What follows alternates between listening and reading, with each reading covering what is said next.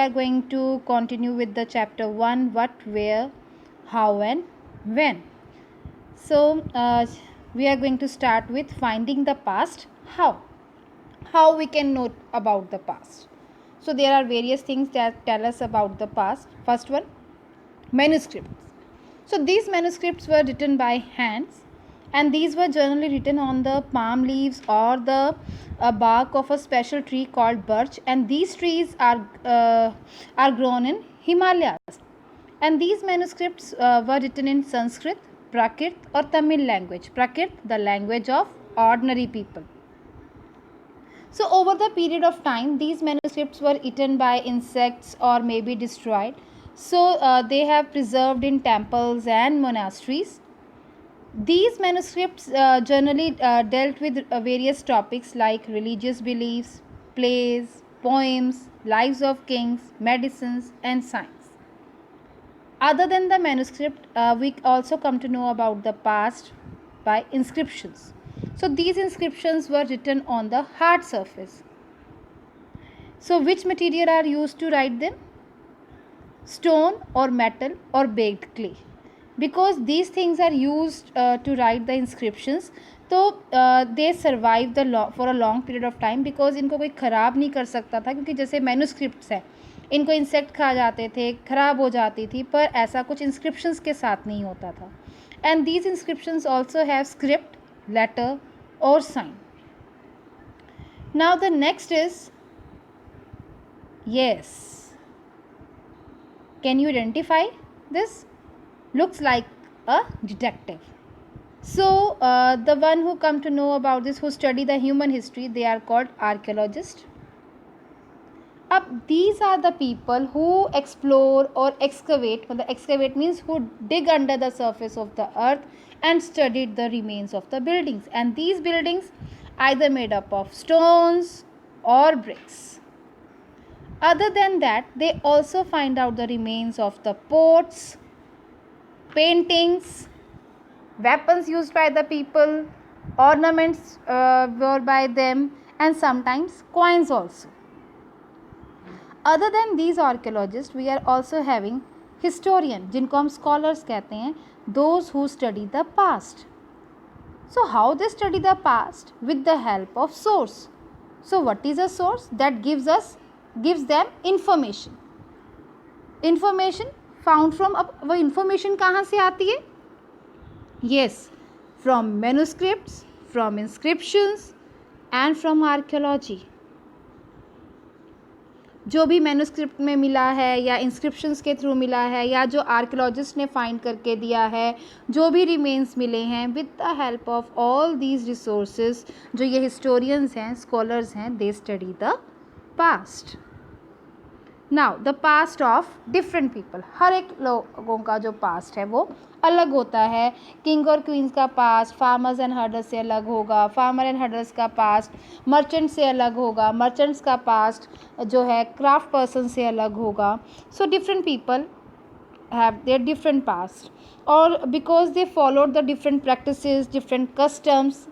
So in the present time also, अगर आप देखा जाए तो हर एक एरिया का अपना अपना पास्ट है. अगर देखा जाए तो अंडमान निकोबार आइलैंड, तो वहाँ के लोग खुद फिशिंग करते हैं, हंटिंग करते हैं, कलेक्ट करते हैं फॉरेस्ट प्रोड्यूस को, तो they are not depending upon others.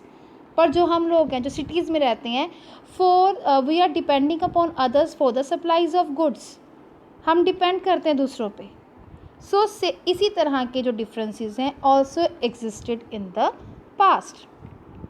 अब ऑर्डनरी पीपल के बारे में हमें इतना पता नहीं होता, बिकॉज लाइक जो फार्मर्स हैं, हर्डर्स हैं, ग्रैदर्स हैं, इन्होंने कोई रिकॉर्ड नहीं रखा होता, but they did not keep the records what they did. अब इनके बारे में कैसे पता लगता है, इनकी लाइफ के बारे में कैसे पता लगता है? That is archaeology that help us to find about their lifes. और दूसरी तरफ जो किंग एंड क्वींस हैं, whatever work done by them, उनका रिकॉर्ड रखा होता है. अगर किंग्स ने कहीं बैटल में विक्ट्रीज़ ली हैं या उनके कोर्ट में कैसा काम चल रहा है, उन्होंने क्या ऑर्डर्स दिए हैं, सो उस चीज़ का रिकॉर्ड है in the form of inscriptions, in the form of manuscripts. Now the next is when.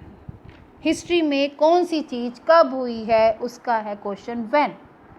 और मोस्टली जो हमारा क्या क्वेश्चन होता है हिस्ट्री में, there are so many dates to learn, कौन सी वॉर कब हुई है, कौन सा जो राजा है वो कब आया है, so many dates to learn.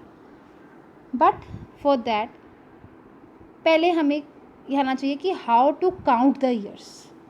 आज के टाइम पे अगर आपसे पूछा जाए कि व्हाट इज़ द डेट, तो आप बता देते हो कि आज ये डे है, ये मंथ है, ये ईयर है।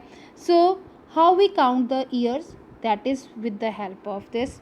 अब इसमें क्या है कि जो हम जीसस क्राइस्ट है, फाउंडर ऑफ क्रिश्चियनिटी, उनके बर्थ से हम स्टार्ट करते हैं। तो उनसे बर्थ से पहले जो साल हैं उनको हम डोनेट करते हैं, इंडिकेट करते हैं BC से। BC means before Christ. और उस टाइम पे जो काउंटिंग थी दैट वेंट बैकवर्ड, जैसे 100, 99, 98। पर after his birth we started counting in a forward way, 1 2 3 4, that is denoted by AD. AD means Anno Domini, that represent the year of the birth of the Lord कौन, Christ. AD is also known as CE. CE means common era.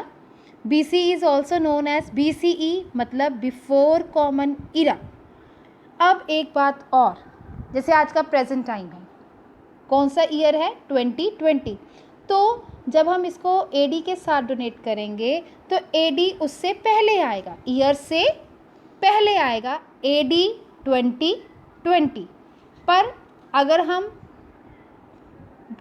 Jesus Christ के birth से पहले वाले years लेके चलेंगे तो उसमें जो आएगा बाद में, ईयर्स के बाद में आएगा, जैसे 1000 BC। तो ये चीज़ लर्न करने की ज़रूरत है कि जैसे हम प्रेजेंट टाइम में बात कर रहे हैं, तो अगर हम AD after the Jesus Christ, जो AD है वो पहले लगेगा बिफोर द ईयर, जैसे AD 2012, AD 2020। पर अगर हम जीसस क्राइस्ट के बर्थ से पहले की बात कर रहे हैं, before Jesus Christ, before common era की बात कर रहे हैं, तो that is followed by the year, जैसे 1500 BC। Okay, I think till here everything will be clear to you. So with this your chapter 1 is complete now. Thank you.